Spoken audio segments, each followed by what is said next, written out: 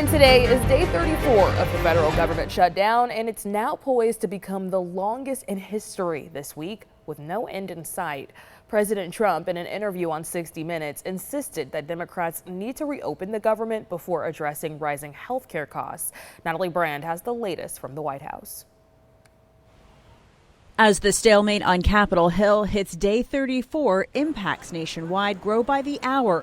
From airport lines stretching out the door in Houston Sunday. This is insane. I mean, it looks like I will miss my flight. To food assistance for low-income families, or SNAP, which came to a halt this weekend, impacting more than 40 million Americans, including Rebecca Hall, a mother of 5. For people like me that pay PS&G, pay rent, transportation, stuff that the kids need, now you're going to have to pick and choose. 2 federal judges have ruled that the administration must tap into contingency funds to pay for SNAP during the shutdown and want an update from the government this afternoon. It's very unfortunate that Donald Trump and Republicans have decided to weaponize hunger and withhold SNAP benefits. Treasury Secretary Scott Bessent says the aid could start flowing again as soon as Wednesday. There's a process that has to be followed, so we got to figure out what the process is. President Trump wants to make sure that people get their food benefits. President Trump, in an interview with 60 Minutes, continued to insist Democrats must reopen the government first before Republicans negotiate over health care subsidies. Sounds like it's not going to get solved, the shutdown. It's going to get solved, yeah. Oh, it's going to get solved. How? We'll get it solved. Eventually, they're going to have to vote. You're saying the Democrats will capitulate? I think they have to. And if they don't vote, that's their problem. Now, I happen to agree with something else. I think we should do the nuclear option. The president also said the Senate should get rid of the filibuster to allow legislation to pass with just a simple majority.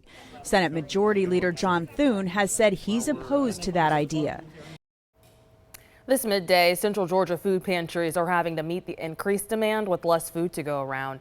Sherry Cox with the Well in Centerville says they usually serve around 300 people every month, but they're expecting twice as much to come through their doors this month.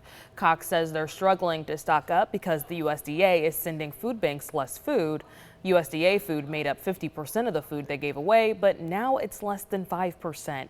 She used to be able to choose from around 75 to 100 items. This last time that I ordered food, there were only 33 items that I could pick from. And unfortunately, they were things like Kleenexes and stuff like that. Kleenexes don't go too well in the stomach. We need food.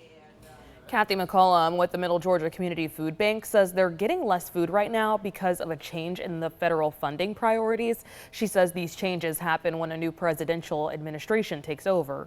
McCollum says the food bank is still receiving food shipments right now, but there will be some disruptions in a few weeks because the people that take the orders aren't working right now due to the shutdown.